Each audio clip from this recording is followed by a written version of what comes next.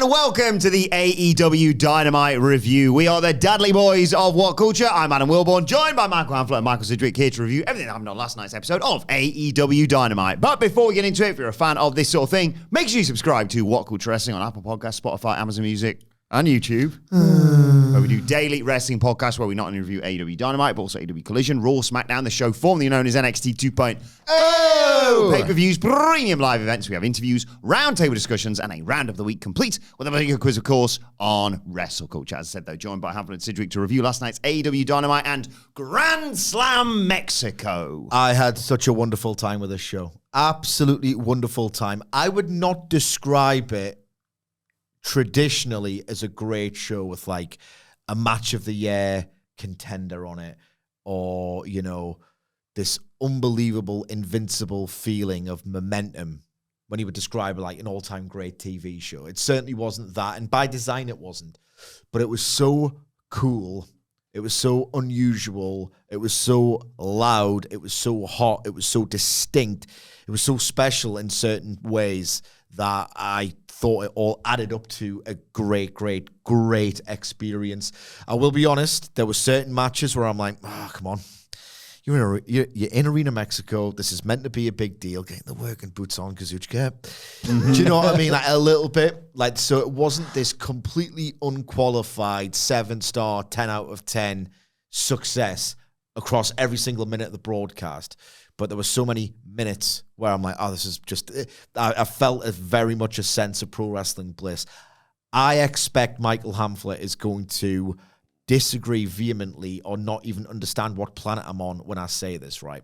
But we each have this thing, this pro wrestling fan telepathy that we revealed to ourselves when we became closer and closer friends, where we like to live in the world of a show or a character when they are over to us and we're just kind of in love with the show or the character or the act or whatever.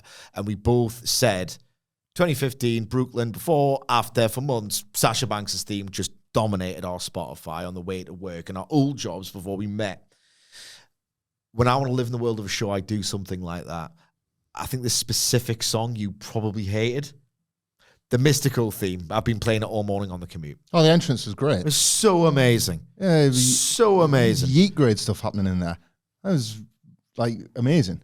Like this is why I am so incredulous when we're doing like WWE reviews and you go, oh, just go skip. I'm like, what are you playing that, Sidge?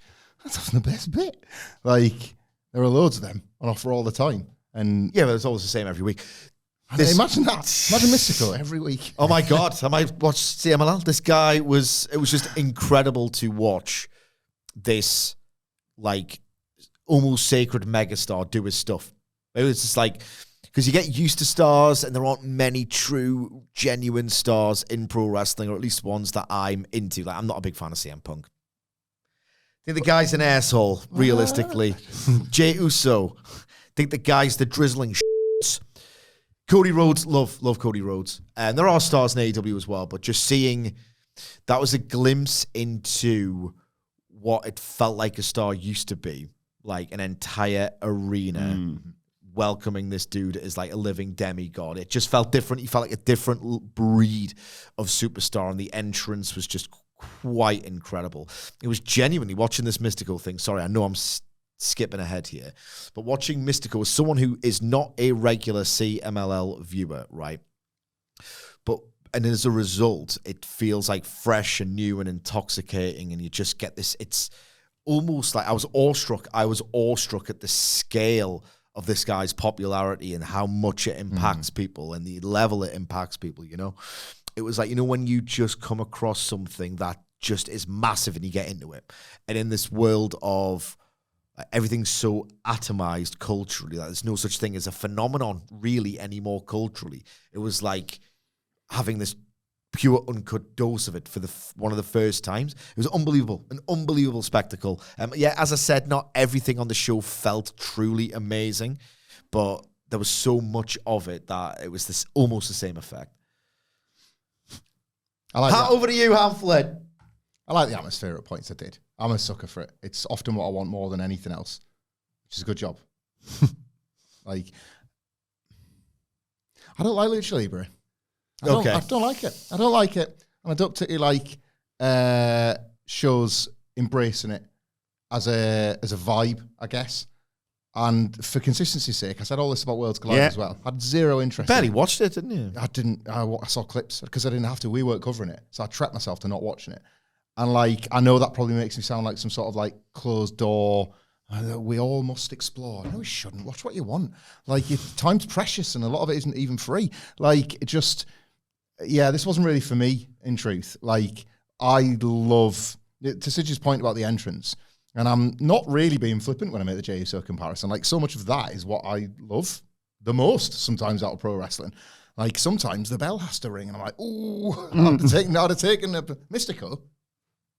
Yeah. You walk all the way back and do it again if you want, mate. Like, yeah, atmosphere when it was played up to for the most maximum effect. That match and a couple of other elements on the show, loved it. Rest of it was a bit of a wash, if I'm honest, this week. I just sort of, bit of a come down from last week's Dynamite for me personally. I don't take a great interest in CMLL. I liked the idea of running Arena Mexico more than I liked the execution of it, I think. I don't know what I would have done to improve it. This is not good critical analysis because I felt like this wasn't really for me, and that's okay. Maybe that's the way to say it. Like, this didn't particularly, I don't know, I didn't get that, like, I wasn't jumping off my sofa for anything. I will say there's no obligation for anyone to like every single style of pro I wrestling. don't like that take in general. I don't like this idea that, like, if you're not happy with the wrestling that you're watching, find the wrestling that you do, well, just find what you want. Like, because that almost suggests that you have to fight for it. Like, let wrestling earn your attention and love, ultimately. You know, let the product itself earn it rather than you being like, right, I must seek out the next thing or whatever. I don't think it's as simple as that. Yeah. Truthfully. Like, while we're, slaughtering sacred cows and all the rest of it, there are certain, there's very few indies that are getting any traction. The ones I'm made aware of, I'm like, yep, you're doing everything snug and you're doing the perfect struggle, and that doesn't interest me. Broadly, like, grapple as a genre, like, it just bores me senseless because they are so intent on this sort of, like, and it's such an oxymoron, like this ultra realism in professional wrestling. You can flirt with the idea of making it look snug in the struggle, and that for me is fundamental. But the more you sort of insist, full-faced, no, this is the real stuff, it's like, no, it isn't. You can't last long on a hold. You can't. You can't have seen MMA now with bubbles being burst. So I just want to join you in, oh, don't hurt me, sacrilege corner. I just think, you put your head above the old parapet there. I read the comments and I don't mind. Insults, as long as you keep them funny, I quite like them. I've got friends that literally made me a picture book of them for my 40th birthday. And the ones that I've sent to a WhatsApp group over the years. But I want people to listen, because I think sometimes if there's a Dynamite that has been really well regarded, and I had a little moment on social media this morning, I was like, am I taking crazy pills? Like, I felt like Sidge in every Tuesday, the Judgment Day Raws of 2023 in particular, where like there was a definite period of universal praise for WWE, and I went there, one little boy, like there, and I was like, what? And I was like, no, it's just, this show wasn't for you, and it was evidently for a load of other people. And I really want people to like understand that this is not like the start of like an amazing Dynamite, and these Mr. Bean looking asses are already having a whinge. It's not me. I loved it. I loved it. Sidge just called it wrestling bliss. Skitch, who's that? Skitch called it wrestling bliss. And who Sidge is? Old Skitchwick. Like, he watches his wrestling on the skateboard on the back of a car. That's skitching, is it? I don't know. Do you like Back to the Future?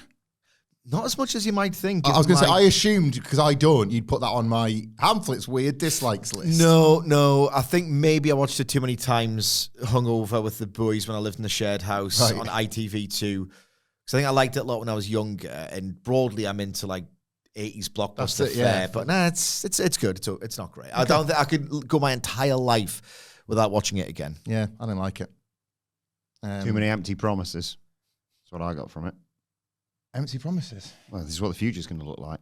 Where is it then? What's going on? You said, you promised. There is that. But to go back to, as I say, Skitchy was in Wrestling Bliss. But my take on this was, it's biggest picture, because I am not a part of the big picture. Biggest picture, it's great this happened. Like, it is great this happened. This is not me doing the sort of Like, isn't wrestling the best? It's never been better. But it kind of hasn't in some respects, because we talk about it sometimes, like the guy that decided to really put his money into an opposition to the market leader was a billionaire forum guy. Yeah. And as a result, a national TV show gets to slap itself on Arena Mexico for the night, and that's weird, and it's better. Yeah. It's better. It's awesome. It's better that this It rules. happens. It rules beyond belief. It is better that this happens, you know? I might want friggin' 12, and I cannot stress that enough, 5 digits, 12,000 people in a building on a Monday night. I might want that, right? But, like, there are loads and loads of people that want this, and it is good that they could not be further apart and both get to sort of be around in the working week. It's a biggest picture. Great that this happened. What do you think of the staging? It was wonderful. It was like great, it was completely faithful to what you wanted. I don't think they had much choice in the matter. Considering that sits there as a venue. Just sits Yeah, there as a exactly. venue that they own. The red, white, and green ropes. Touch on the nose, but visually, aesthetically, it looked absolutely wonderful. And I think it was a nice concession to the idea of, no, we're here for you tonight. We want to give you the AEW experience, but at the same time, we don't want to sort of, and I think especially in light of, I know WWE had the same rope, so it's not the exact point of reference, but I think given Rey Mysterio's just god-awful promo on Worlds Collide, and given the WWE's incredibly passionless, insidious way of trying to infiltrate and dominate Lucha Libre, I just think that it couldn't have looked more like a nice sort of almost peace offering of, we know the stars here are very over, and oh my God, some of them gods in that building, but we want to be here because we want to be here. We want to be here, not because we want to take here over, you know? Well, the opening promo couldn't have. Oh my God, I mean, it was just perfect. Absolutely perfect. Yeah, I should mention the show opened with Hangman Page. Yeah, we should review it. Coming out. And he cut his entire promo in Spanish. Excalibur tried to sort of translate as he was going. Should have waited. Yeah.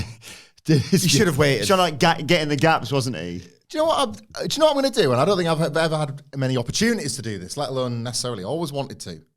I think this has made me have a little bit of new respect for Chris Charlton, because he's done this for Japanese promos for years, and I've never felt like he's That is a good point to make, interrupted, though. and he's live Yes. transcribing effectively, and it never feels like he talks over the promo to such an extent that it's ruining the vibe of the promo in the building. And I feel, and Excalibur didn't quite manage that. There must be a hidden dark art skill, and fair play to Chris Charlton. I've never really thought about that until now. Or you might have answered your own criticism there, because you've said Chris Charlton's been doing it for years. I can't recall Excalibur being asked to do this ever. In his defense. Fair enough. Yeah, in his defense. But it was weird because Hangman said. because the first time he did it, Excalibur, I think he realized, oh, that was awkward. And he was like stuck between two places of, I mean, I should do this for the benefit of the English-speaking audience, but at the same time, Hangman was being very brave and doing something that he could have made an arse of himself, and it must have been very, very difficult. So I think it was understandable that the translation was a little bit awkward. The first time Excalibur did it, he didn't do it for another minute. Something as Tony just said, "Shut up, dude." But then he started doing it again. Minor flaw, because genuinely this was such a incredible thing to do. Jonathan Woodgate try and do his press conference for ALN Spanish and screw it up. Steve McLaren tried to do it in Dutch. Yeah. In a funnier recent example, I can't recall. In a funnier recent example, Trent Alexander-Arnold, who had been booed mercilessly by Liverpool fans because, you know, he grew up there. He's been in the academy since he was like 8 or whatever. Then he let his contract expire and was like, well, Real Madrid want me. I kind of want to go to Real Madrid. And I think a lot of fans were raging in this PSR world of, we could have got a fee for you if you just said you wanted to go 18 months ago or whatever. But he was like, oh, my heart's always in Liverpool, always in Liverpool. This was kind of like, you know, a decision I didn't take lightly, but when the offer came, I didn't get tapped up. When the offer came about 2 months ago, I had to do it. Comes out in the press conference in near fluent Spanish. Funny. That Duolingo, eh? Yeah. I've translated Hangman's promo because obviously I'm quite fluent. Yeah. That sort of thing. Hi, my name is Hangman, and I want to apologise for my Spanish because it's not the best. He was doing a pretty good job. You know, That's what you thought. yeah, but it's a little better than much gringo, so I'll try. When I was young, my family... Even getting his wit across in it, you know? Yeah, there was like Pops, wasn't there, as well, yeah. When I was young, my family had a tobacco farm, and every summer, 6 men would come across from Ruiz to work. Every year I worked with them, and they taught me about Mexico. They were hard workers, honest, and cared for their families. They taught me that we're all better when we work together, which is why I want to say thank you. Thank you for having us in your house tonight. Thanks for this collaboration between AEW and CMLL. When we work together, we can change the world. Now we'll talk about our champion, Jon Moxley. I'm sorry to say that I don't have a match tonight, and I'm not allowed to be in the arena during his match. But nobody said anything about after the match, so after all that, I'll beat his ass. Until then, thank you to everyone here in Arena Mexico, and I'll see you soon. I thought this was absolutely incredible, moving. I'm such a cynical bastard. Does this happen without the Ray thing? I don't know. I didn't put those two things together. I'm a cynical bastard, so, hands up, it's probably completely wrong. I just thought it was unbelievable to do it in Spanish.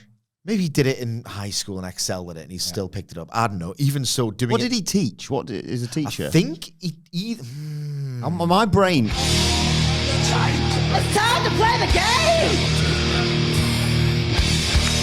Time to play the game!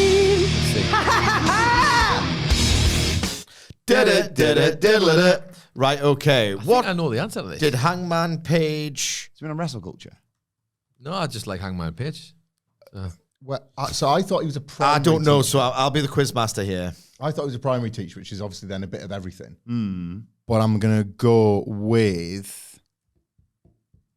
I thought it was something to do with business communications, but I think that might be his degree and not what he actually taught. Geography was randomly in my head. It's because he looks like a geography teacher. Like, a bit cool. Yeah. Yeah. There's trainers on the field trip. The old patches on there. Yeah. Not good trainers, but he wears trainers. Because I thought... Shout out to Mr. Angus, by the way. Great geography teacher of mine. Not a shout out to Mr. Walton, geography teacher of mine who was a Sunderland fan. And I was hoping we could bond over that. And he bought a little thing from the club shop and had a Sunderland badge on, which was weird in Scarborough. I was like, this is nice. We have this thing. I was like, and I was like quite early adopter of the internet. I was like, sir, I could have printed you one of them out from home, thinking I was being helpful. And he called me a patronising little git. Bond. And I mean, folks, where's the lie? My wife would go on to agree. I will say English. I'll stick with geography. Nicholas? What we got? I already know the answer. So. Oh. What did Hangman Adam Page teach? If it's Spanish, we look real stupid right Wasn't now. respect for the business. We know that much. Waltz was a full-time high school teacher teaching journalism and graphic design for 5 years while wrestling at the same time. So I was close. It's the that does say the AI overview, so it's probably complete bollocks, but it is either being reported, aggregated, or mindlessly regurgitated by other sites. So we'll just go with that. So he probably came up with the Bullet Club t-shirt designs once Cody got in there and they finally started making money, yeah? Such a dick. He says all sorts of stuff. He's mad. I love him. He says all sorts of crap, but I love him nonetheless. Cody Rhodes taught me how to lie. This Hangman Page promo was incredible. Yeah. Even doing it to any standard at all deserves praise. Yeah. He got his character and babyface character over. He endeared himself to the crowd and came across as a real dude in the first place by telling them a story that happened in his life that brought him closer together with this crowd. Underneath it, he had a really nice, touching cultural message giving ongoing events in the United States. And it was very much a nice way of saying we're not here to impose our vision of wrestling onto you. We love your vision of wrestling. That's why we're here. Considering it was in his, might not even be his second language. You might not have a second language. You might have just picked up a bit in high school or did it for the express purpose of trying to sort of like, appeal to the people on their level. I couldn't have been more impressed with this. I genuinely thought it was just genuinely like quite emotional. It was one of those, this is why AEW exists. I don't think like any other promotion would have done something like this. I thought it was wonderful and truly impressive on a number of quite staggering levels. It's impressive enough to remember a promo. Yeah. Let alone remember a promo not in your language. Yeah. Totally agree. I thought it was amazing. Maybe one of my favourite AEW moments of the year. Genuinely. It was one of those only in AEW, this is why we're special moments there's. Content, fantastic. Yeah, delivery, amazing. Was destined to be amazing even if you screwed it up. Like the flubs would have been fine. subtext kind of spectacular. Yeah. Like this is like a promo version of WCW gritting the teeth, NWA, and running Flair Steamboat as a trilogy against like peak Reagan era Hogan Savage in 1989. It might be a dated reference to some, but it's like, let them have it. Like, let them have it because this is what we do. And I say this as somebody like increasingly frustrated with the chud infestation with the TKO owned WWE. I'm watching it happen and I hate it. And to see this as the contrast, doesn't matter if I like how one company produces wrestling more. I like being reminded that I can love the alternative just as much for completely different reasons. This is maybe the most I've ever loved Hangman Page. In fact, I'm not a Hangman Page guy, really. This was like the first time maybe. And he underscored his top guy credentials. That was what I was just going to say. This is the first time maybe since he beat Will Ospreay where I was like, actually, yeah, maybe this was the call. Like, I've never liked this main character stuff. I've never bought it. And I had previous to last night, currently still thought to myself, you know what, I could see them beating him because... Just on record, he's a modern genius for me. But they might have this, Tony Khan might still have this fascination with Darby Allin, or they might still think Ospreay is the guy and Hangman Page is the ultimate red herring.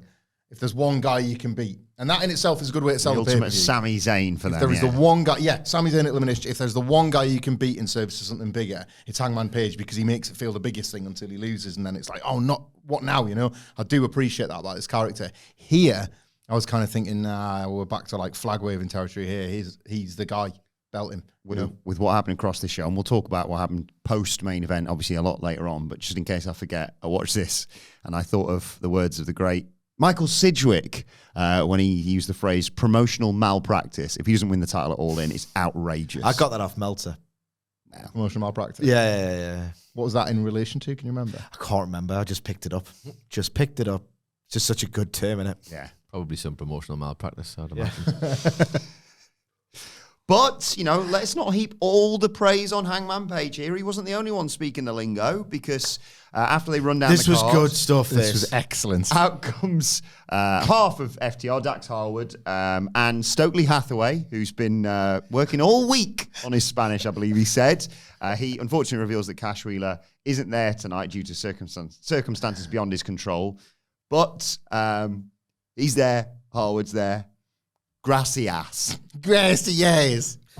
Is that something when you discovered like different languages when you were like 8 years old, you would say in school because it sounded a bit like arse? Yep. Yeah. And that must have happened in America. Back to back with the Hangman thing was just. Yeah. That's AEW, baby. That's golden era AEW. That's stuff. Put those two right next to each other.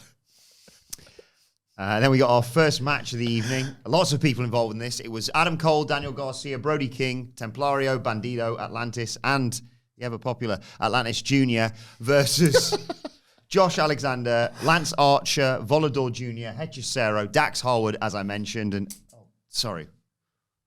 I've dropped my pen. Sorry, can you just talk a little bit more about? Well, he can't do the recap for the match, obviously, when he's finding his gun on the floor. And I'm no CMLL expert, like not at all, absolutely not at all. So I'll just say, if you were wondering why Atlantis Jr., who was on the babyface team, clearly positioned as a babyface, was booed so vociferously, I think it has something to do with the fact that he is monumentally overpushed to what CMLL fans believe is his ability. And as an extra note on that, there is a smarkier element to the CMLL crowd who want this like hive mind.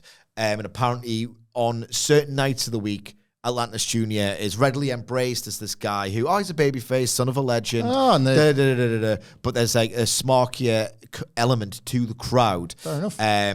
Who came to the Dynamite Grand Slam last night. I read, and again, I can't even vouch for this because, again, I'm no CMLL expert whatsoever, but the comparison I read, and I inferred something like it when watching this guy get booed out of the building, was he is babyface Dominic Mysterio, who hasn't discovered an identity of his own yet, getting the Roman Reigns push.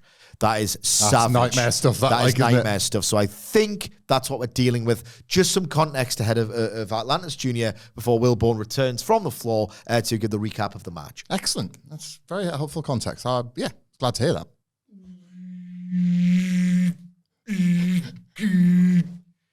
Good day, mate. I am the PROTOSHITA. It's the PROTOSHITA from the previous season. Yeah, I love him. I love him so much, you guys. He's back. I love him so much, you guys. It's so much fun, isn't it, being here? Yeah. One half Konosuke Takeshita, one half Carl Fletcher, all robots. I am here to drop the kids off at the pool. He road tested that in the office yesterday, and it did get a pop. It did get a pop, to be honest.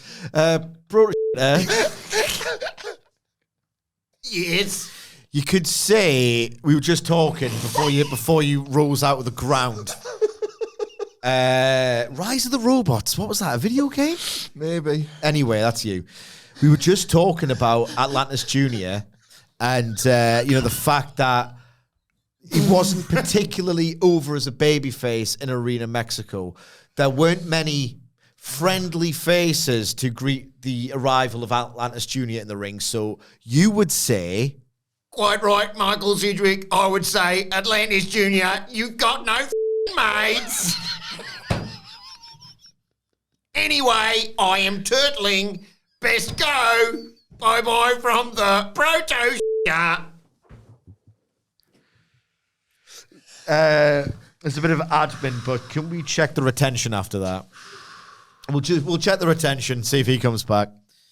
I did say all along that I want Takeshita to leave the Don Callis family post G1 and become a babyface. There's all the more reason why. All the more reason why, so we're not... I'll tell you what, I wouldn't mind Nightmare seeing... final. They're a great tag team. I wouldn't mind them seeing taken on the Paragon. Like, two members I can think of. Not Kyle O'Reilly. Not Adam Cole. One of them will do. I miss Al Roddy. Yeah. Found my pen. Good. Good. Very good. You need that pen. I do. Increasingly love-hate relationship. Sorry, Dax Harwood was that, wasn't it? It was also Carl Fletcher and Konosuke Takeshita making up the numbers here. Yeah. Takeshita stops the match. Turtling through space. Takeshita starts the match with Bandido. Why is the studio his bog? Why is the studio his bog? What are you talking about? So, yeah. I was getting my pen. I'm not sure if you... We were visited What? by a robot. I'm not sure of what galaxy, dimension, or time. Australian, probably. Australian, it would seem, that used your chair while you were getting your pen Jeez. as a toilet. How long was I down there for? Well, might want to check what else is down there because the PROTOSHITA might have left something for you. Did he swear? I better make note of all the swear. Yeah, he It's did, in his name, so... Yeah. let us so know in if this his is too NXT pilled for you, and we will down. reconvene, is what we'll too do. NXT pilled or not SmackDown enough. Okay, just... Let us know. There are people listening to this who've got no idea of our WWE coverage, just so you know. Sid just made a great point. There are people listening to this. It's very important that you watch on YouTube as well as listen to this one, I think, to get the full experience of what we all just experienced. I missed it, unfortunately. But You missed it, Wilbourn, yeah. But you can watch along on YouTube. You can. I'll watch see it what back. It happens. sounds great, this. Yep. Hilarious as well. Yeah, Takeshita Bandido. I think as long as you've got a sense of humour, I can't imagine anybody that enjoys AEW doesn't have a sense of humour, so they'll enjoy this. Yeah, it's funnier than the Fed, so let's go. Finger guns. Stalemate, Bandido, Takeshita. There's a snap Hurricane Ron, send Takeshita to the outside. Hechicero jumps in. Fans loving this face-off. Less so loving Daniel Garcia's dance. But I think that's because Hechicero is just super. Oh, he was over as hell.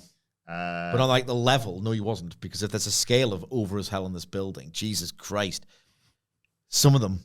Oh my God, we'll get to that main event. Well, I would say, man, he's the best live wrestler. there Yeah, is. Jesus I Christ. don't like the guy 3/4 of the time anymore, but live, there ain't many other than Samoa Joe. Bloody Way hell. up there. Something different about him live.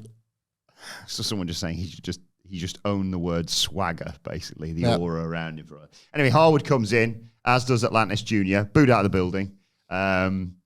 There's back and forth with Volador and Harwood, Atlantis Jr. and Templario.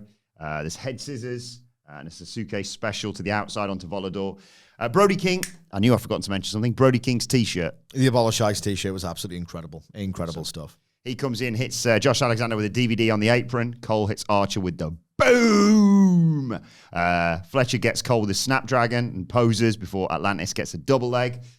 Fletcher runs into a series of super kicks and a big boot sent to the outside. Babyfaces stand tall as we go to a break. When we come back, Garcia makes the hot tag to Bandido, who runs wild on Josh Alexander. But there's an avalanche belly-to-belly from Alexander to fight back. Takeshita goes up top, but Bandido avoids the Doomsday device, and Templario gets in to save his partner, and we get stereo revolution flies. Atlantis Jr. sprints down the entire ramp and clears the top rope for a crossbody. Amazing, but he gets booed for it, unfortunately. There's topes from Atlantis Jr. and Templario. Cole and Fletcher and Alexander and Garcia brawl to the back. Bandido hits a moonsault off the top to the floor. There's King and Archer in there going at it. King knocks him down, teases a dive. Hechicero meets him with a crossbody. There's a snap Hurricane Rana from Brody King, who initially gets booed, but then when he hits a tope, they go like, pretty class, to be fair. It's only because he's fighting Hechicero, basically, that anyone would dislike him. Harwood gets cheered as he puts the boots to Atlantis, but takes too long and walks into an inside cradle from Atlantis Jr. for the flash pin. It's the only thing he did. It's great. And Atlantis, he saves his father from the beating post-match, and the babyfaces stand tall as the heels get held back by security. This match kind of asked for it. I'll elaborate on that, right? So I'm very glad this opened, because I think I couldn't have been arsed with it possibly if it was like in the semi-main, like I pitched yesterday. I told you, top and tail. It was the only way to do this. Yeah. The only way to get this one out the way. Get it out the way. People wanted to work the show. It was imagined as this sort of all-action, lean, knee fat on it, like just unfussy bit of spectacular business. But when I say it asked for it, it was such like a wildly uneven match depending on who was in the ring and who was paired off and when. The problem, and it wasn't much of a problem, is that the best pairing for me was like Takeshita Bandido. The hell was that? Someone trying to call me, but my computer's fighting it. Oh, yeah. It's all good. Okay. That Takeshita Bandido exchange at the start was like, it set almost too good a tone. Something this match is going to rule because their stuff was awesome. And then, Daniel Garcia's not that over, actually. And, Atlantis Jr. is... I was ready for that proper, earnest, like, feel-good vibe out of this. And then, like, the kind of, poor Atlantis Jr. I mean, if I'm a regular CMLL watcher, which, again, I am not, I might have got, like, pissed off that he was in. Yeah. On this feel-good party opener. So it was wildly uneven. Not by design, because you don't want anything to kind of suck a little bit, but they did ask for it when you see the various configurations and all the rest of it. It was always destined to be a little bit weird, this one. But the good news, as I said, it wasn't a problem, because watching this match, which again, I'm glad opened, I was like, these exchanges aren't as over as the match was at the start, and I don't actually care about a lot of the wrestlers in this match anymore, even if they're still very talented. But I'm still sort of awestruck and hypnotized and very happy with the mere fact that the show is happening, that I'm not going to, like, get annoyed that, they're in. Can't be arsed with this collision-pilled action, really. Brody King's good lucha things were, like, quite incredible. There's just a few wrestlers just taking off the old graphic, and I got more Takeshita Bandido. I would have been way happier, but I mean, this is a bit of fun, wasn't it? Can't be too much of an arsehole about it. I pretty much agree with Sidge. I do pretty much agree. When we are in the middle of one of our little fun fights, and I'm being particularly petulant about the creative pendulum swinging, and I lash out, and I have a little tantrum, and I say, I hate all the AEW wrestlers. I don't ever mean that. It's said in the heat of the moment. But this match is an exhibition of what I'm trying to say, if I could articulate it better in the heat of the moment. If this happens on Collision, I'm checking my phone. Yeah. I am checking my phone. I don't hate the AEW wrestlers. I just love so few of them. And this match was sort of an exhibition of that to a point. And so was the main event, actually. So was the whole show. Like, I don't feel much for many. And I still think, even if I'm like Dr. Fed or being cynical to the definite creative rebirth of AEW this year, I don't think that's a bad faith conversation to have. There's a lot of wrestlers I don't give a toss about. Yeah, the roster is still big, and the ones you've got the... Like I feel bad. Who could care about Adam Cole in the year of All 2025? The ones that you've got... the Arena Mexico did actually, got the boom, they did like him. The ones that... And again, we're doing this on the podcast, people can disagree and think what they want, and there might be a roster of 90 wrestlers, and like somebody might be listening to this and love 80 of the 90, and who am I to stop them, or judge them for it? But I feel like this is still the problem ultimately, and like because there were so many wrestlers on this card, because loads of them wanted to work it, I think that was a prevailing feeling for me across this whole show. And this match maybe is the best. Maybe it's not the best example of it, because I actually think there was a better match later on that I still was like, what else have any of you got? Like, and there was a far better match than this one, and I was even more like arms folded. And I'm trying to analyze this in a way, because I've just got nothing to say about the moves, and I want to try and like articulate my feelings about where I think it's reasonable to be negative about all of this hard work and lots of cool, spectacular action.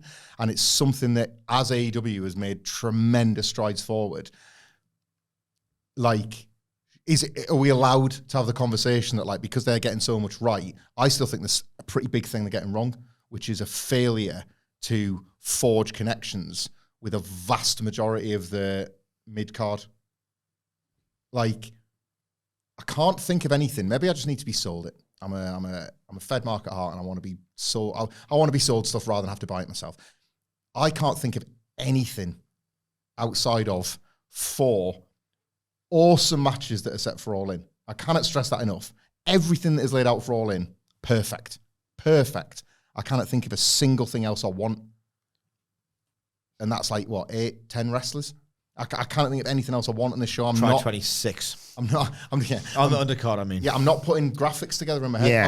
I've got it. Like, everything you show me about All In is what I want. I can't think of a single other thing. And it's almost like, right, while everything's firing again, can we take a look at what might not be quite right under the hood? I don't feel it for anybody else. This is probably a good supporting argument for your case here, because I think with the finish of the MJF Místico match, someone in the angle, I can't remember who, maybe Tom Green on Twitter, pitched they have to do hair versus mask as a rematch. Yeah. Because, like, they've shot the angle, they can replicate a bit of the atmosphere in Texas for it.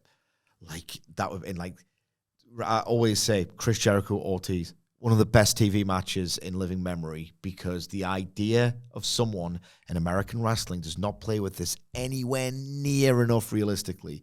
Like, even once a year, they don't even do it.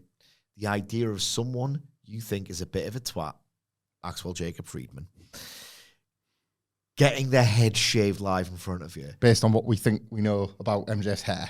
Yes. Yeah. But, he's had it plugged, we think. We think. Unverified. But, like, to a lesser extent, MGF, but he would be able to portray that role fictionally. The idea of Jericho, who was starting to get a bit annoying, and of all people, how much he loves himself. He's gonna get, if this near fall, just shoot on him, Ortiz. He's gonna have to get his hair lopped off. It's just a perfect thing to happen. So I would add that, but it's not. It's not an AEW It's not weekly, steady built over the months in that gloriously hot mid card. It's this absolute phenomenon who's just appeared in front of the eyes of many AEW fans, getting his pride back. I love this so much. Did you say it was not that Tom Green? I think it was Tom Green. That's the more I think about that, the more I love it. It's amazing, isn't it? I stood in the ring next to Bobby Lashley and Shelton Benjamin. I can't be disgusting and bald. Do you know how awful bald people? I mean, other bald people. Not you. You guys are bald. You look awesome. Like, I want that. It's great. It's great, isn't it? But that's more. No one because this heat was no so one's perfect. going, oh God, they should run back Adam Cole versus Kyle Fletcher with a clean finish. Yeah. No one's saying that. I mean, I love Kyle Fletcher, but no one's saying that really. We get highlights of the attack last week from Okada on Kenny Omega because Okada's about to face Mark Briscoe, and we see the pre-match words from Briscoe talking about how he's teamed with and wrestled with Omega throughout his career, the Anarchy in the Arena stuff, of course, as well. And he wants to send Okada into All In Texas, the same condition Omega's currently in, basically. And then we got the Continental Champion Kazuchika Okada with Don Callis, who was just walking on air after last week, against Mark Briscoe, trying to defend his actions. Well, if someone had an injured knee, you'd go after that, wouldn't you? You tried to murder Kenny Omega, basically. Okada does his usual stuff. He bails from a Briscoe dive early on. Briscoe has to chase him back into the ring, and that's where Okada kind of takes over there. But Briscoe fights back, and Okada gets dragged to the outside. Briscoe hits a somersault dive, but back inside, Okada catches Mark Briscoe with a standing dropkick in the corner, and Briscoe crashes to the outside as we go to a break. When we come back, Okada fights off and explodes with an air raid crash neck breaker, top rope elbow, the Rainmaker flip-off pose. Briscoe bites the finger, but it doesn't work initially because he hasn't got the teeth to do it, so he has to shift the finger to the side because he's missing front ones, of course. And he got a nice 2 count from a froggy bow as well. Calls for the J Driller. Okada backdrops out of it. Mr. Rainmaker hits a drop kick. Briscoe dodged another Rainmaker, tried for the J Driller, but Okada broke free, hit a Tombstone and a Rainmaker for the 1-2-3. And then Callis joined Okada, and unfortunately they beat up Mark Briscoe more. They went for the eyes and then smashed him in the face and the ribs with the Continental title, and both put the boots to him to close out this segment. This is one of those things where, again, look at how beautiful all of this backdrop is. I don't care that this match is actively annoying me a little bit. But when you think about it, and you're brought down from the endorphin rush of the experience of watching it live, I had quite a few problems with this. One, unlike our very good friend Atlantis Jr., Mark Briscoe, you've got no mates. Mark Briscoe's got more friends in that locker room than most. Yeah. He partnered with, like, a lot of people along in that Party 8-man tag. Mm-hmm. He was in the conglomeration. Yes, Orange Cassidy's not around, but where's Kyle O'Reilly? He should be in the back. The double or nothing match they built as part of this match, this singles match. I'll be anyone's mate in the multi-man. He's like the new. He just joins squads and fits in. Wasn't he mates with Ospreay and was it Ospreay? They won that money, didn't they? They won the money. They won the money. Yeah. So he's got loads of mates. Is what I'm trying to say. He's got loads and loads of. Did he mates. team with was it Willow and Speedball? Probably. In that yeah. Everyone. Person. This is a problem with AEW. Like I love the matches in a vacuum more often than not. These fun, wild, exhilarating, wholesome-y. And that's another thing I want to get to. Those wholesome-y trios matches with like the babyface, Alliance, Super Squads. No, another one. Like in the moment, I enjoy them, but then what you do realistically is you create loads of plot holes and logic gaps for yourself. Who's saving Mark Briscoe here? He's got so many mates. So I didn't like that element of it. The match itself, a few sparks of cool moves and sequences aside, was Okada doing a gentleman's three. Okada doing a gentleman's three in Arena Mexico. Like, you'd never watch this again. You never got the impression that Kazuchika Okada, and they kind of need to really start selling this, is the Okada of old. He had no real interest in creating that illusion, which is kind of fundamental to selling the fact that you're going to see the 5th iteration of the best series of matches of all time. It's kind of time for him to start getting the working boots on a little bit, and he just kind of, he Okada'd it. Barely got out of third gear. Yeah, he Okada'd it. Another problem I had with this was, and I have a wider issue with AEW in this regard, and again, I'm going to be so happy the rest of this review broadly, because I thought the rest of the show was amazing, really. Got Mystico's entrance in a second. Yeah. But the thing is, AEW has, the babyface super squads in the mid-card. Excalibur and Taz and Shivani yucking it up on commentary. And we're the babyface organization and da-da-da-da-da.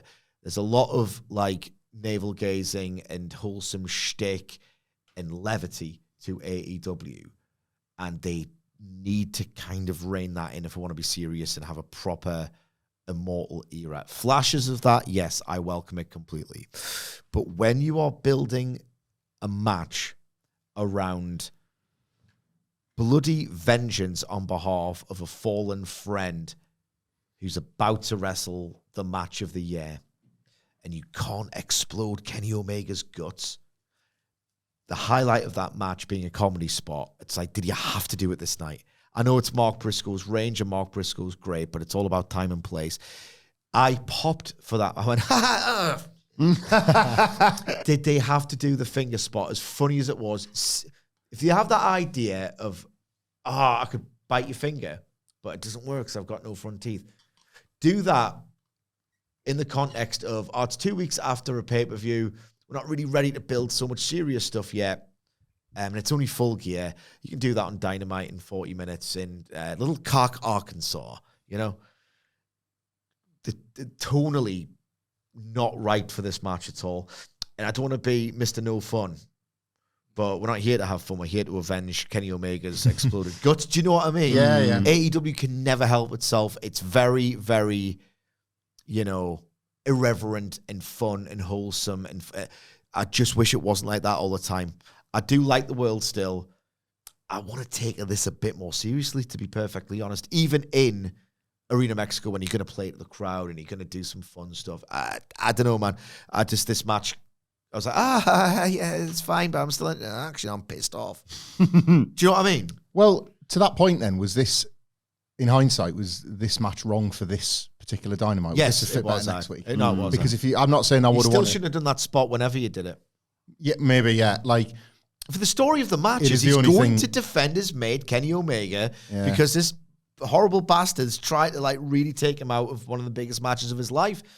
I think the one thing it did do for me, because I'm the same. It was the thing the biggest takeaway for me. If AEW, sorry, I'm stepping on your dick, Sorry? wasn't quite so irreverent and fun and levity too much of the time, and they did this after, being a generally more serious product, I wouldn't have been a miserable prick about it, but there's a lot of it is what I'm getting at here. Yeah.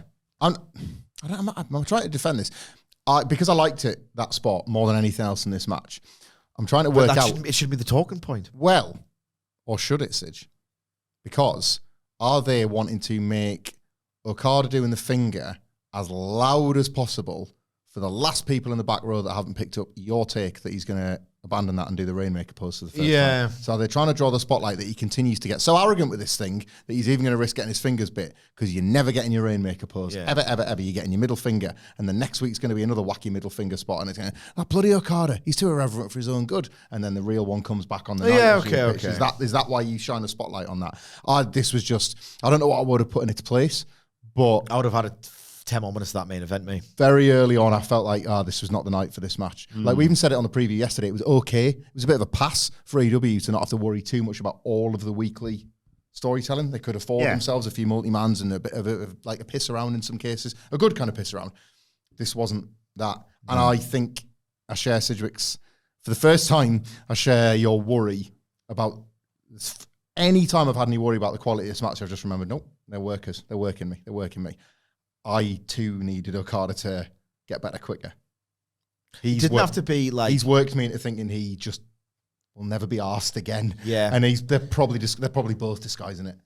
But it's the first time I've gone, but this was the week to kick some ass. Like, just go up one gear. Just Go up one gear. Yeah. Go up You've done one heavy heat gear. last week. You've done heavy heat. You've done So, heavy like- heat, and now he's still a little bit goofy, and he's still a bit 3 stars. Yeah. Like, it was something. I needed something more. I don't know if that was a better match.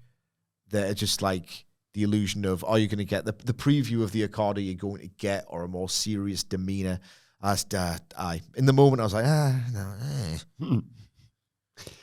Right, let's get to MJF versus Místico. MJF out first in all of his red, white, and blue gear, waving the American flag. And God bless the United States. And then that got completely blown out of the water by Mystico's entrance. Everyone in the arena, as you mentioned earlier, singing along to it. It was just incredible to watch. I've watched it 3 or 4 times now. I don't want to be facetious about this, because it wasn't symbolism. It was very obvious what he was doing. But the Sin Cara mask and going, I'm not that guy. This is the guy I am. This is I thought that was unbelievable as a choice. That Stage was so great for it. Yeah. Yeah. Walking across the top decks and stuff like that. It was amazing. That was magic. This. Yeah. MJF dominates early, though, and immediately mocks the crowd. But Místico fights back with a twisting arm drag off the top and a code red, just at the beginning. Just start with that. MJF gets that out of the way of a dive and gets some advice from MVP. And I think the advice is hide behind the Hurt Syndicate, because she does, and then Great spot, this. hits him with a forearm. Back in the ring, MJF misses a knee drop. Místico snap Hurricane Rana, but MJF used the tights to send Místico into the corner. But he kept posing. MVP was like, stay on him. MJF blocks a second code red attempt and hits a powerbomb on the knee for 2 to take us to a break, during which Bobby and Shelton get involved, and we return to see MJF giving Místico a pelvic thrust to the face. Oh my God. Mystico selling that was so good. Yeah. Like, the American heels don't, the American babyfaces don't pop up to their feet. They're already kind of half knocked out. It's Like, you prick. Yeah, I'm yeah. going to have to get you for Yeah. that. Like, it wouldn't hurt. But then maybe, the pride, the bruised pride. maybe MJF had shrinkage on this occasion, and his big, massive, plumpy cock was it full, with full range areas. of swing wasn't. Yeah. Yeah. It all depends on whether you get shrinkage or not. Yeah. Who knows what's going on? What are you doing? Fair point. Didn't think about that. It was me being like, I was thinking that's a luchador thing where they've got to sell more with the body to the face can't illustrate, but I didn't even go down the route. You got to think about MJF's cock, bro. Massive cock swing range. You got to think about his cock.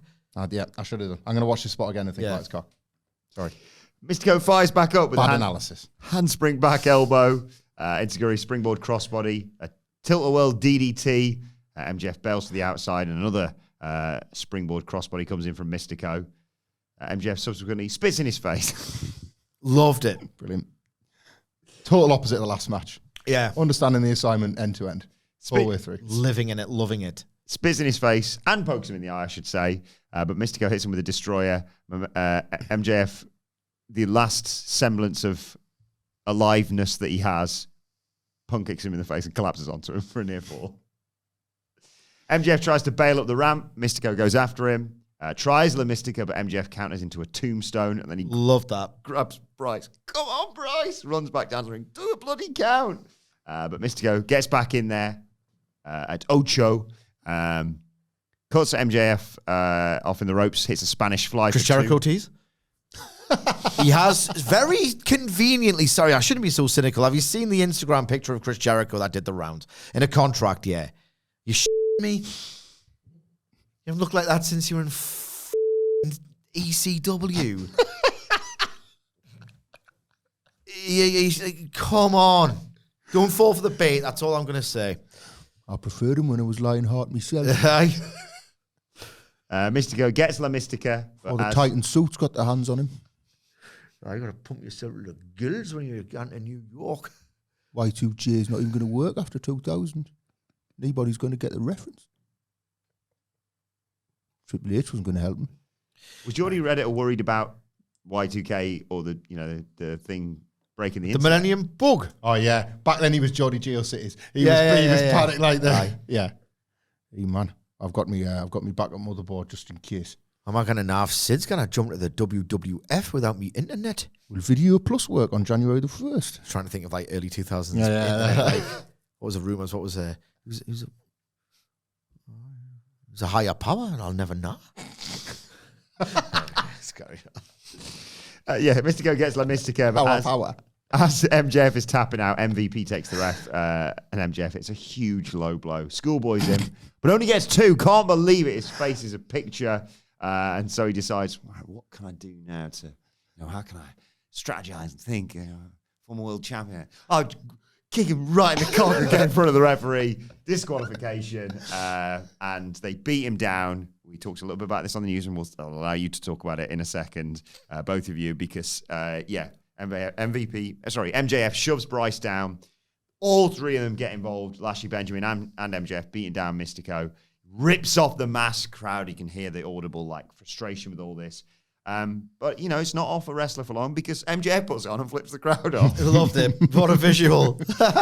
Bandido, Templario, and Teton, have I said that the right way? I think so, yes. Run down, as do Kevin Knight and Speedball. Kevin Knight and Speedball Mike Bailey appear from behind, taking out Lashley and Benjamin with drop kicks, and one to MJF as well.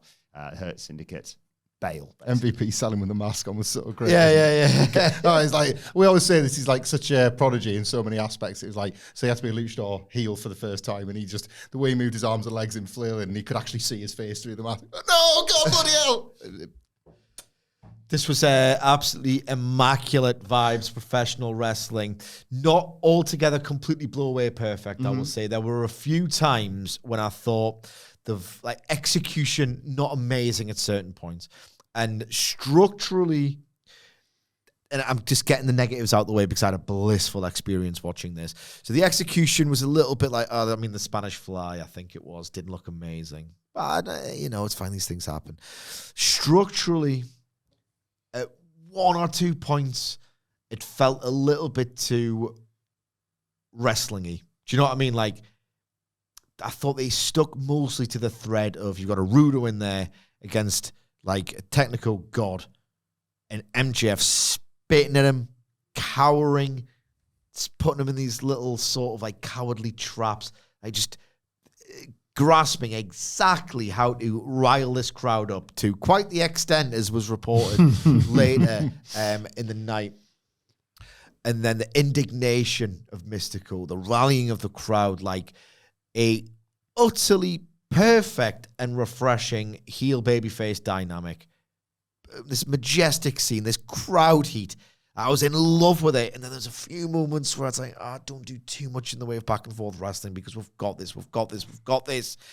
The finish I had no problems with whatsoever. None whatsoever. Obviously a political consideration. Obviously something they felt like they had to do.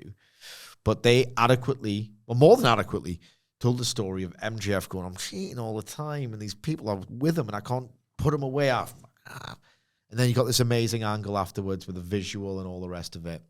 So a little bit of sloppiness and structural issues aside, but I'm being very, very pedantic. This was legitimately what you watch professional wrestling for. And again, I'm never going to drop this agenda, so if you get bored of it, stop listening. Do you understand? You're in trouble if you don't understand this, right?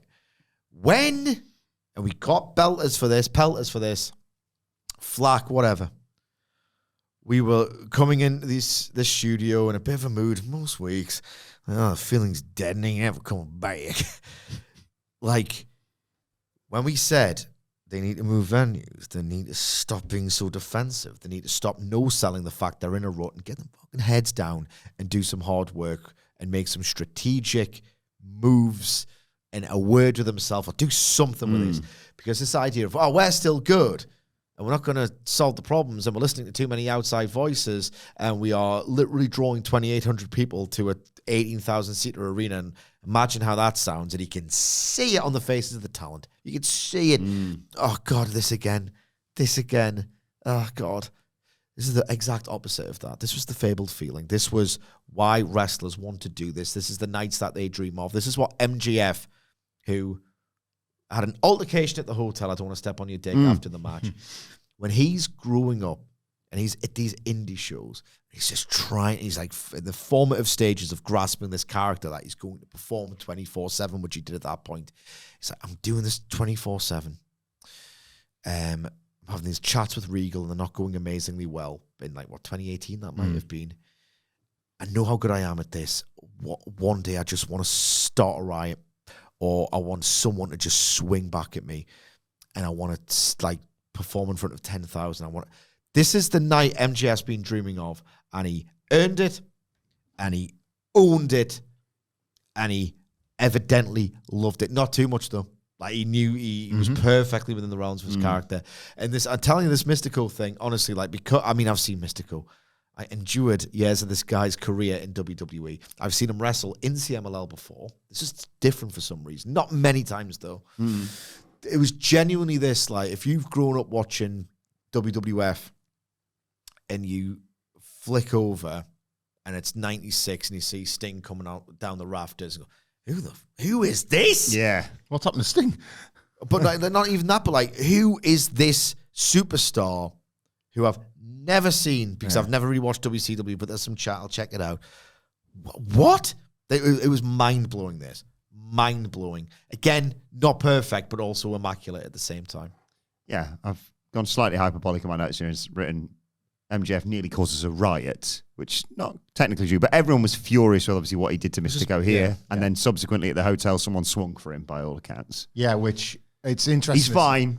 Don't do it, obviously, but... Well, we cannot glorify it, but then you can. The reporting wanted to, which makes me think that the people that told the reporters wanted to. They might have embellished it and had work me. Yeah, that's what I think, that's where, people have forgot what professional wrestling is. That's where there is an element, but I think it's both. We talked about this, I said it exactly that in the news, it's both here. They've wanted this story to get out in order to highlight and emphasize just how effective the heat was. It's supposed to make people angry, it's supposed to make people furious with him.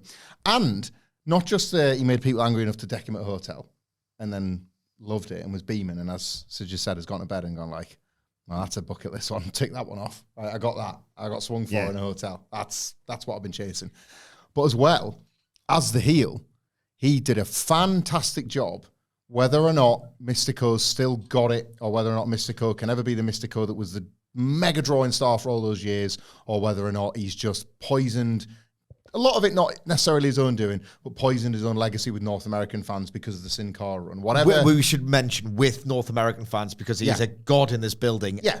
Demonstrably. So from the moment he comes out, whatever North American fans think almost doesn't matter because you are being presented who Místico is. And they have shown you from Místico's entrance that, to use like a footballing cliche, the audience are the 12th man. Yeah. It's then MJF's job to harness that. And he did a fantastic job of that. Like, the point at which he switched from obnoxious heel that kind of knows he's probably got the measure of Místico, but if it wasn't for this bloody 12th man, I'd get it done, to stooging, double low blow, take the DQ, coward. Like, that takes guts as a performer, and it takes ability and skill that probably doesn't get enough credit now because heat isn't real now. No. So when you're doing it in a building where there's genuine heat, like, you've got to... the phrase used to be scared of the heat because that actually used to be a thing. It's not really a thing anymore. Like, the heat is never something to be afraid of. Like, you still get to sell your T-shirts. You still get to, like, high-five people at sign-ins and stuff. Well, post-cool heel by what? A quarter of a century at this point? Yeah, this was a night where he couldn't be afraid of the heat, and he allowed the 12th man to feel like the 12th man, and then played up to that in how he flipped his performance, like, halfway through at the right point. Yeah. Like, couldn't have been more perfect for the night. Didn't care personally about the stuff that didn't take as much in the match. Wished more of the show was like this. I don't think this was only good because it was different to everything else. I want to give it more credit than that. I kind of wish a bit more of this show leaned in and made me feel like home and away fixture playing out in front of me. You know, I absolutely love this. And yeah, to your point, or Tom Green's point, where like, show me something else I want for All In, but it's kind of nothing to do with anything other than what's just happened here. Yeah, we were talking, and this is one more, it's not really a tangent, so I'm not going to press the button. I don't feel a need to press the button on this occasion. But we were talking when we belatedly reviewed Dynamite on Monday that if AEW truly wants All In to be its WrestleMania and an annual destination show works wonders for the booking of every functional company ever. Look at the Owen now. Yeah, look at the Owen now and how it works. And, you know, I mean, Wrestle Kingdom, WrestleMania, I mean, I'm teaching my granny how to suck eggs with this. It's a good idea. Other than the wonderful seminal Danielson moment at All In, they haven't really done enough, in my opinion, in the McGuinness return. But the problem is that AEW has so many wonderful seminal moments scattered across the calendar that at the minute All In only feels like a typically great AEW pay-per-view offering that happens to take place in a bigger venue. I don't think that's quite enough yet as this big tentpole, massive, you can't miss it. You can skip all year, but you can't miss WrestleMania. All In doesn't have that vibe yet. That's why I pitched that Okada should kick out the One-Winged Angel.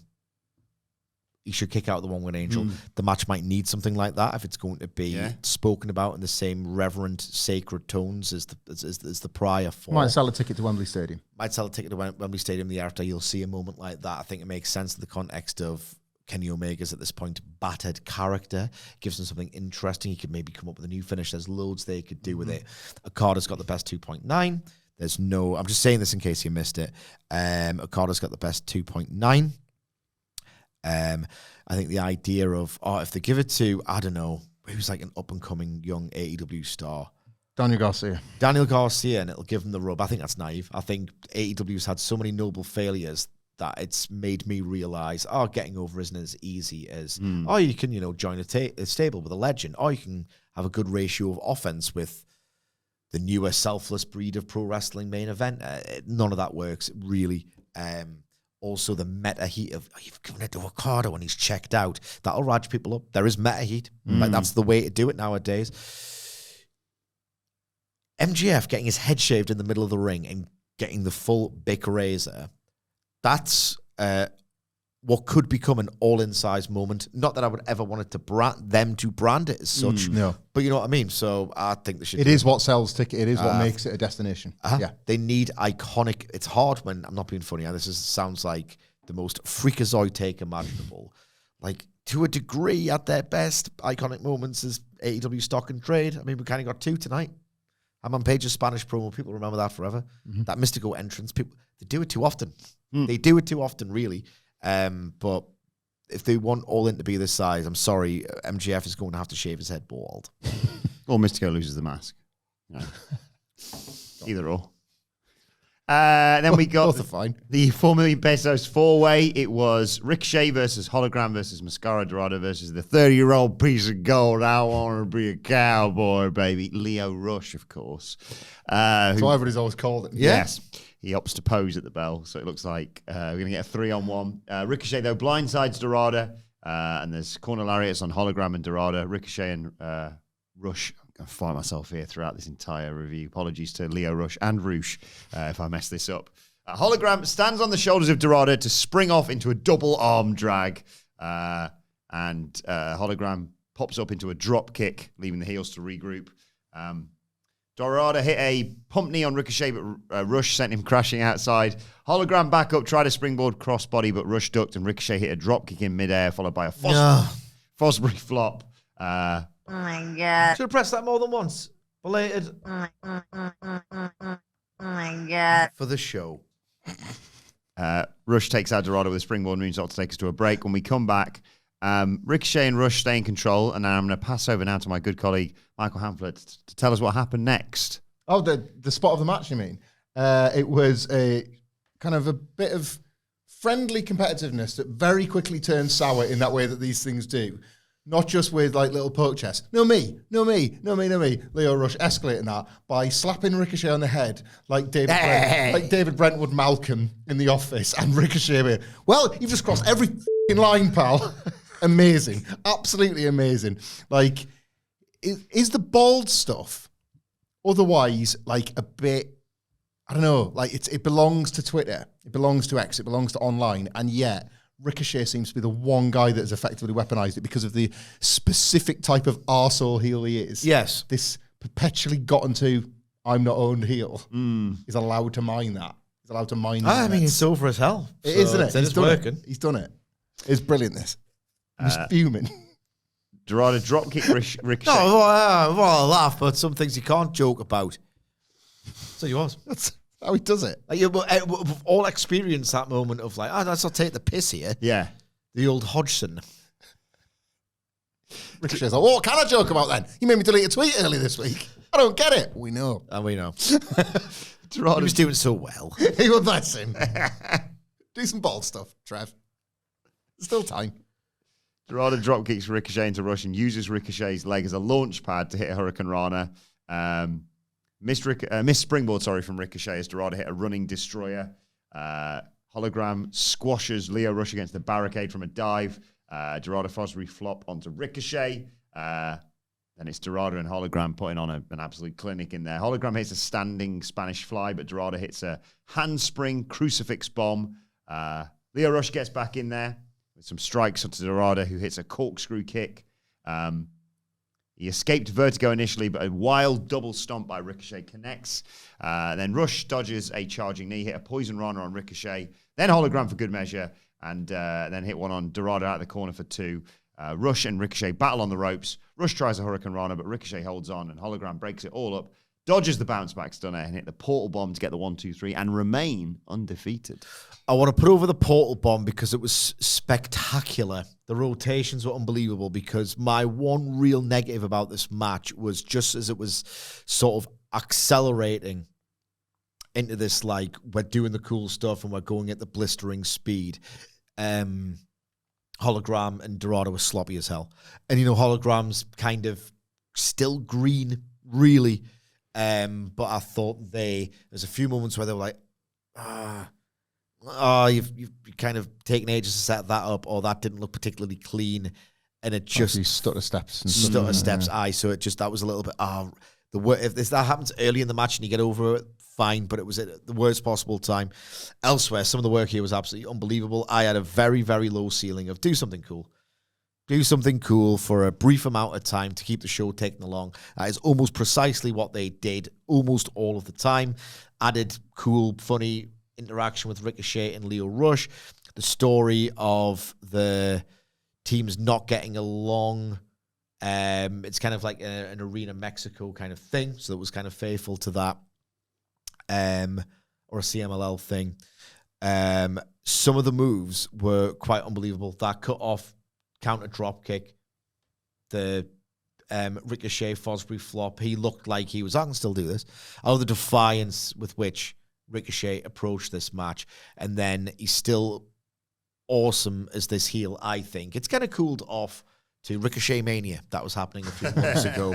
Kind of cooled off a little bit, but the bump he took from that unbelievable Dorada like head scissors where he kind of spins himself in and out and then does it almost backwards.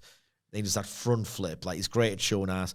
I thought this was a thrilling spot fest with a little bit of cool character work underpinning it. That one sort of jarring sequence aside. Hamflett's going to be a misery guts about this one. Yeah, it sure is. Not for me, this. Just like a waste of my time. And like a waste of their bumps, in my opinion, because like they're so good. You know? Like, they're so good. This, I don't know how to talk about this anymore. Like, I have empathy for you reviewing Collision or struggling to do it, as it were, because I don't know how else. I'll put this on Collision. I'm like, it's fine. It's fine. Yeah. But I mean, this crowd is so up for most of it. Yeah, true. Again, I can't really say it wasn't right Basically, for the building. for 52 weeks across the year, they should visit 52 different countries. Maybe. But then I'm just as bad as the bored Yanks that aren't responding to these dives because I'm sat at home not really responding to them either. They're in Mexico. Just cannot remember the last time a match like this from home, at least. I'm not saying live. I will say you are being quite consistent here because there was, what was it, Shawn Legacy on NXT, we reviewed it. Oh, the Ethan Page North American title match. So no. There was one with Shawn Legacy. It was a triple threat. Oh God, where he got the shot. Was it the one where he got the shot? Yeah, it's the work wasn't as good as this, but you were equally bored. Yeah, Javon was in it. Javon's the example because I keep thinking about how much I loved watching Javon Evans live, and like what a privilege it felt to see that, just be wowed by that, and it has long ceased to travel through the screen. This sort of work. We've had this conversation for at least 3 years. Yeah, this is it. I don't feel like I'm saying anything I do new get here. it, but yeah, context. Ricochet's still Crowd got something for me. I want to believe in the crew. Sentimental favorite. Don't worry, Matt Reigns. I will dig him out the next time he praises a Penta match on Raw. Don't you worry about that. And I will bear this in mind. Penta's a star's a difference. Sentimental favorite Lio Rush. Now, Star Maiden. Yeah. You're right. Lucha Underground. I agree. Yeah. Always backed him as a star. Always wanted him as a single star. Actually, I think you'll find it's WCPW, but yeah. Just wanted a company to push him as a single star. That's all I've been after all these years. He's going to join up Phoenix next. So that's when it's ruined. That's when it's ruined. Keep telling you, Sid. Just keep signing all these wash wrestlers. Then that's what's going to happen. The Ricochet element of it was the best bit with Lio Rush. I'm not saying that flippantly because I've just got Lio Rush's facial when he hit that unbelievable springboard bottom rope moonsault. Yeah.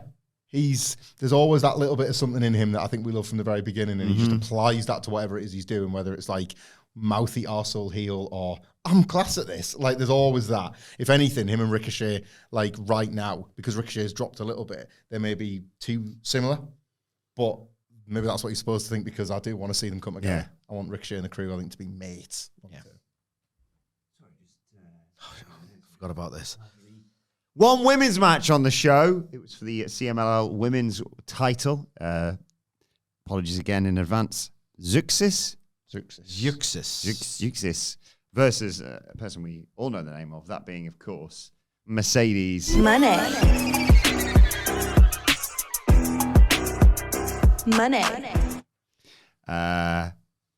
Bit of an argument early on between the champion and Aubrey. That allows Moné to hit an uppercut, dive out the corner, but get caught in midair with like a Angel's Wings lung blower thing for 2. Mercedes recovers, puts in her a statement maker, but Zeuxis gets to the ropes, rolls to the outside. There's a baseball slide and a Meteora back in the ring for 2. There's a Tope Suicida, though, from the champ, and they go to commercial as Moné comes back with a Meteora against the barricade. Zeuxis in trouble when we come back, but she hits a Spanish fly out of the corner for 2. Moné escapes a fireman's carry into a Hurricane Rana, backstabber into the statement maker again, but Zeuxis gets the hands unlocked, hits a pump handle drop for 2. They fight in the corner.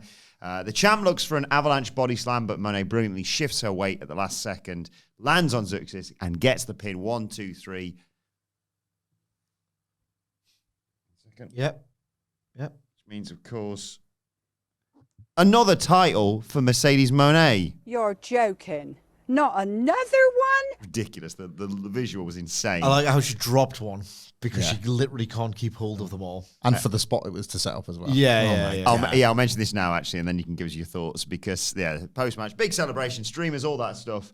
Aubrey puts the title around Mercedes' waist. 5 titles on top of that, as a black and white video of timeless Toni Storm wearing a trench coat walking the streets of Mexico plays. And then we see Mina Shirakawa on the ramp waving to Mercedes as Storm, who's dressed like Carmen Sandiego, appears behind Mercedes and hits her with a German suplex, and the belts, as I saw, this is not my take, someone else said this on Twitter, obviously, the belts go flying like sonic rings. Yeah. And I Storm wonder if somebody will make that video. Storm gets the mic, says, "Let's the games begin," and rolls around on the ramp. I love the post-match. Love that sequence. Absolutely begging for a video package, for that visual to go bang. The match itself, right?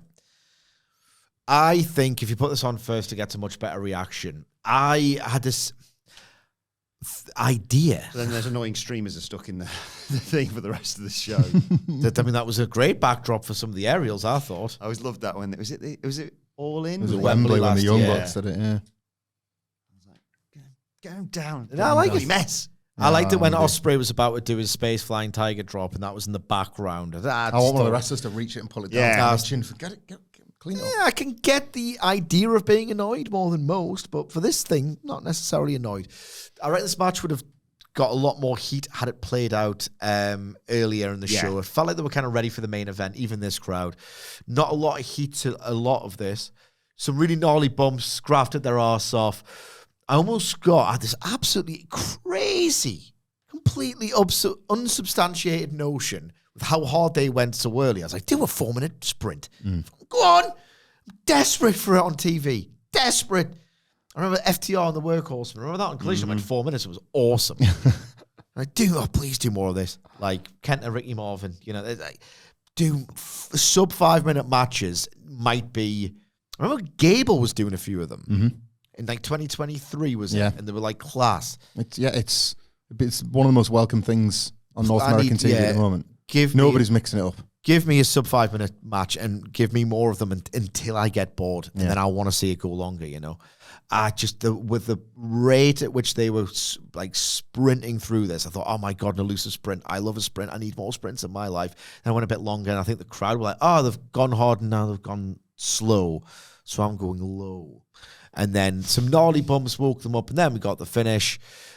I don't know. Maybe it was my expectations, and I'm watching the wrong match, or I just thought I was getting a sprint and didn't get a sprint. And Mercedes is getting this old neckbreaker slam thing over, though.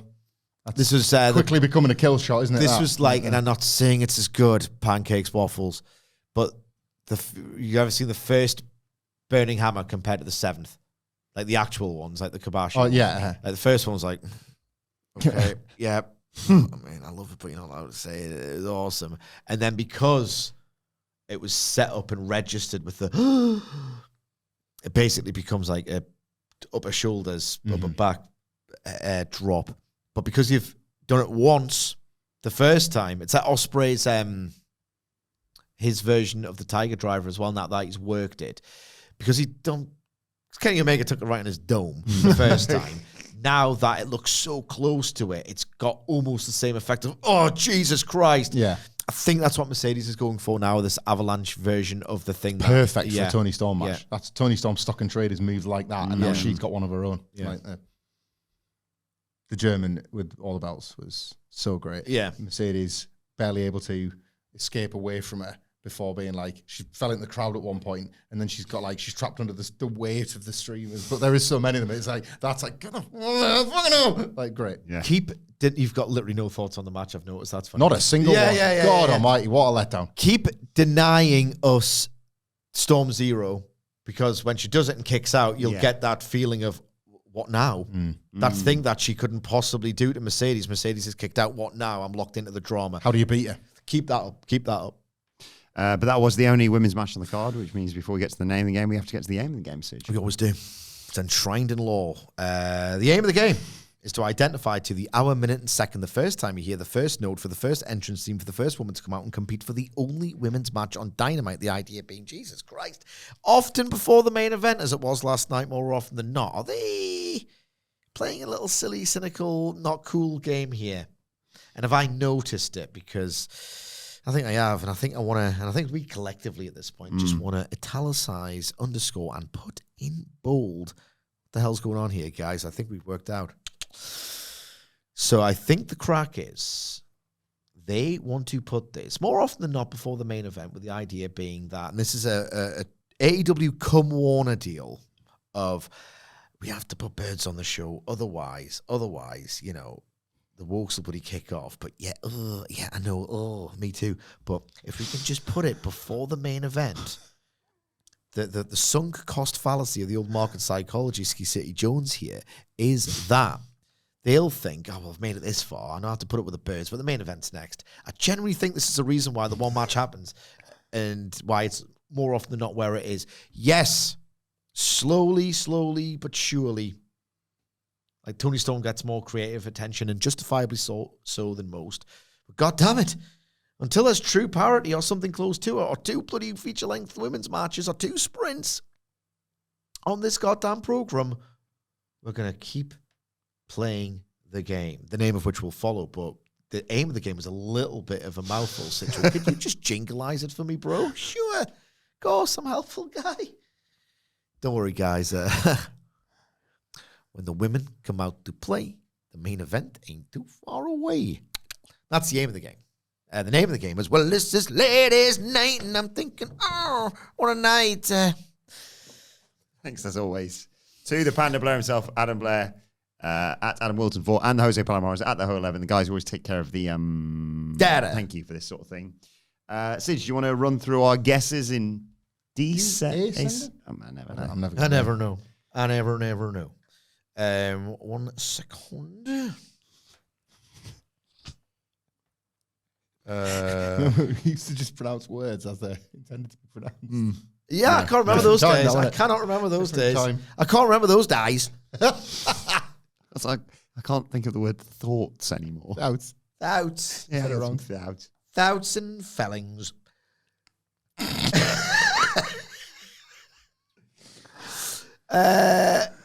Adam Wilbourn guessed 1, 2, 3, 4, 5. Michael Hamflett guessed 1, 2, 3, 4, 6. And I guessed 1, 2, 3, 4, 9. So, and the correct answer was 1, 5, 1, 2, 5. So we're quite a way off. But Michael Sidgwick is the winner, which very intriguingly takes us to current standings.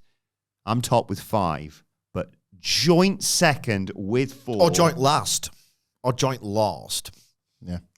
Michael Sidgwick and Michael Hamflett all to play for next week. If they only have one women's match, of course. Anyway, main event of the evening time. It was Jon Moxley. Well, some of the Death Riders. Wheeler and Jon Moxley. Claudio had travel issues getting into Mexico, so they got Mr. Mercedes Moné to get involved. Got themselves a lawyer, whose name actually, I called him the relationship name that he's in, but I can't remember his wrestling name. Yeah. Oh, sorry, it's the Beast. Mortos. Didn't Mercedes tweet, are you all going to get sued? Yeah, did she? Just to confirm they're together, I think it was. I'm going to sue you all. Rawr. I did see that, yes. The Young Bucks, obviously, on that team against Will Ospreay, Swerve Strickland, Samoa Joe, Kazuchika Shibata, and Powerhouse Hobbs. The Opps, of course. Samoa Joe's part of this entrance looks amazing. Jesus Christ, son. I was buzzed to see him as he was to wrestle there. Lovely kind of two-way thing going on. Synergy there was off the charts. It's charts, Sidgwick. Just say words normal. Ospreay has bandages and a huge black eye from last week, but he wants to start, and he gets nailed in the face by the Beast to start with. I love how all of them are just like, I'm going to smack you in the face, bro.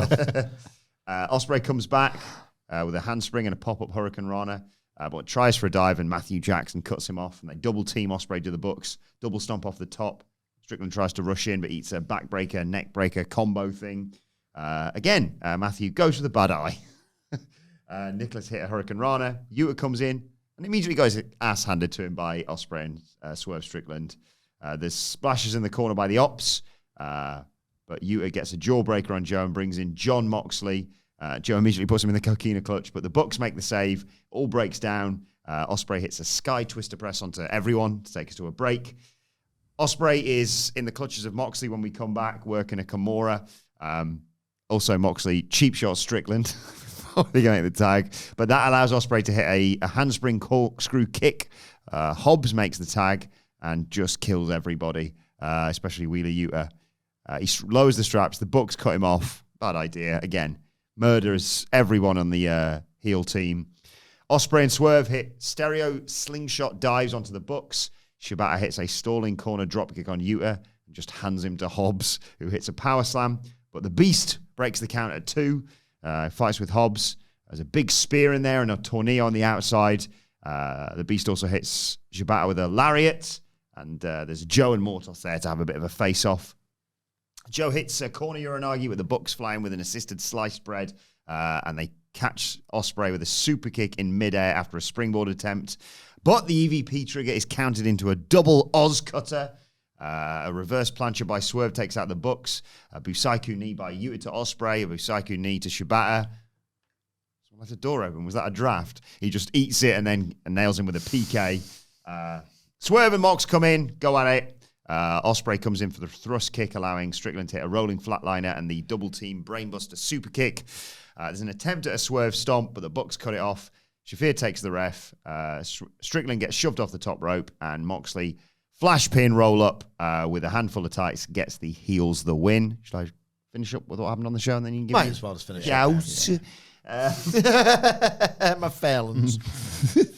Post-match, Yuta and the Beast beat down Joe ringside.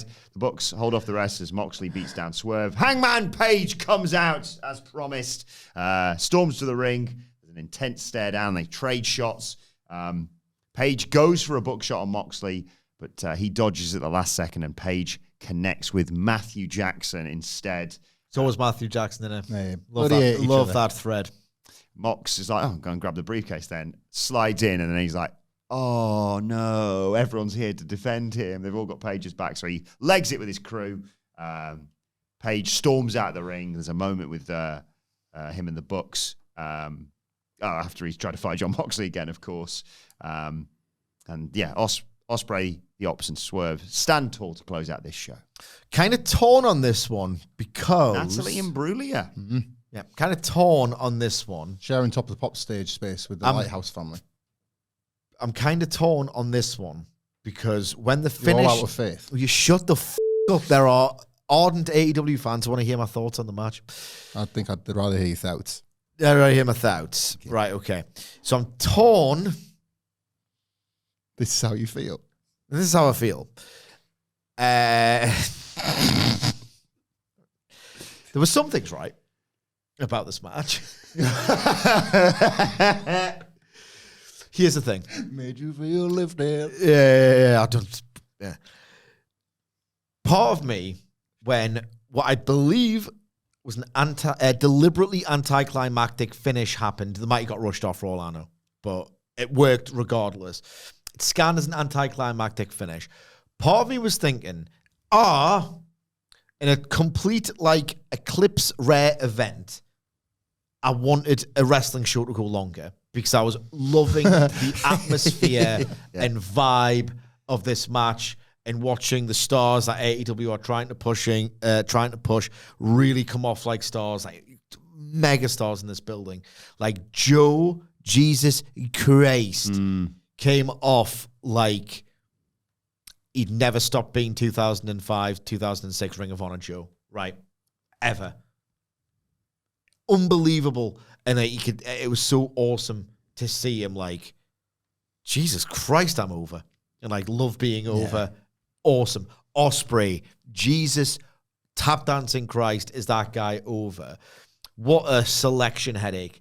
In this moment, on this night anyway, between the Hangman opening promo, between, like Swerve and Ospreay in this main event, it feels like you've got that Messi, Neymar, Suarez front three. Like, almost is worse than that. It feels like, well, who do you push really?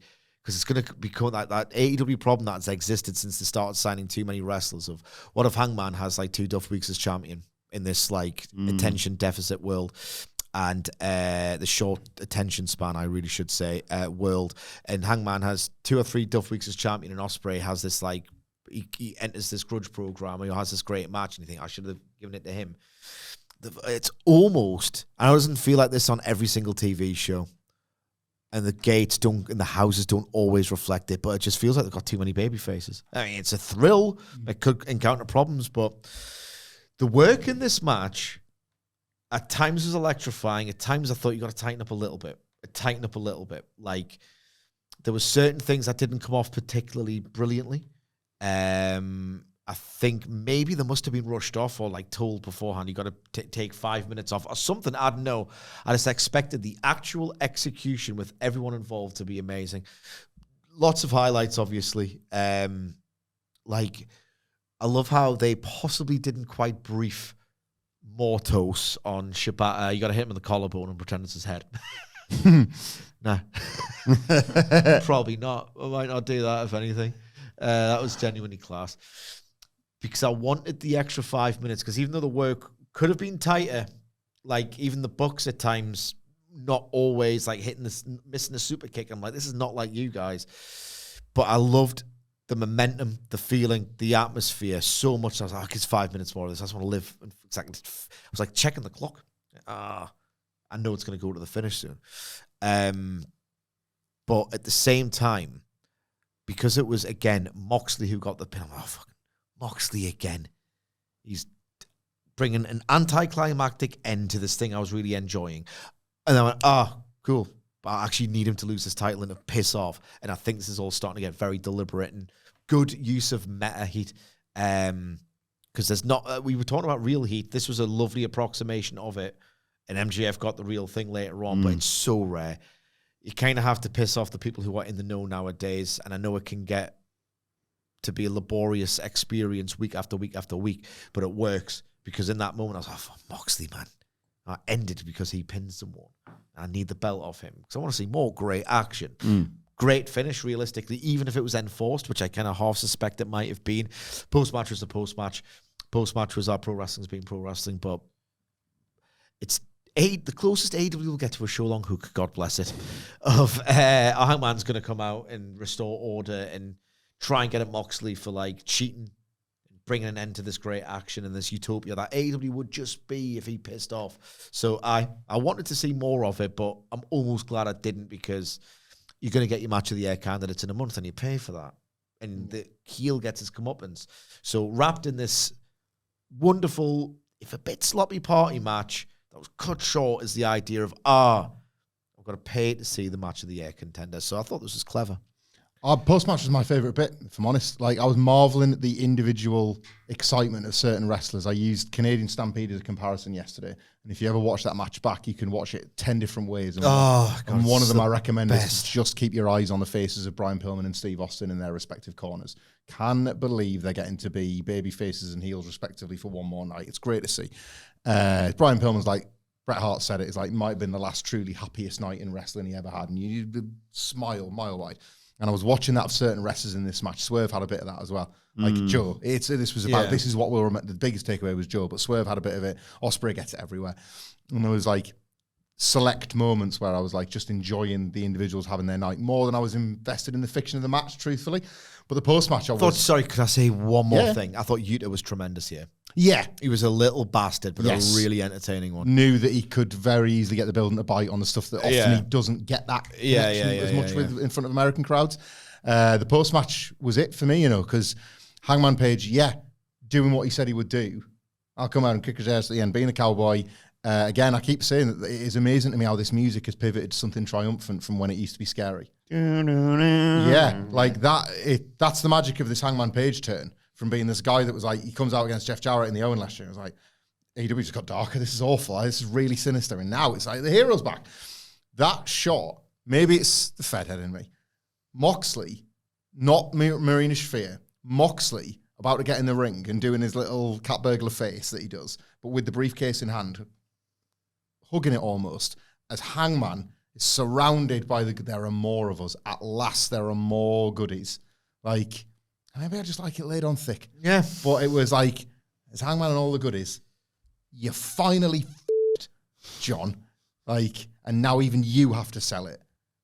Like, I love that. I love that. The illustration I thought was effective rather than on the nose. Fox has been doing some cool coward bitch ass stuff for a while, but Hangman taking it is center in his stage, defense. surrounded by the baby faces. Yes, I know you've got this like real worry about it going Avengers route, but like Cody being put on the shoulders of Owens and Zayn and Orton and a lot of other people that had to fall for Cody to rise. Like, it's still a proper stuff in a wrestling sense, even if it's a bit. You're going to see the memes and you're going to cringe or whatever. I did like it's what Ospreay has asked for. Like, gather round this man and let's back him because he's the guy to stop that little creep with his briefcase. And I think it's the first time we've truly seen the visual of that because you kind of got it the other way the last time, didn't you? Like, the Opps come out to save Hangman the prior week and then Hangman straight off into the crowd. He was backed by all of them. And I just thought that was nice. I thought it was like an effective use of the very, very pro wrestling blocking. You know what just struck me when I was actually listening to your otherwise very good analysis there was, you know what I was put off by when Excalibur's particular, like when he was like trying to translate Hangman's promo at really inopportune times. It sounded like the South Park. Got a little bit of shit in your upper lip there. So it sounded like that's how he sounded. We work better when we work as a family. Thank you for welcoming us. I'm trying to put on a shit show.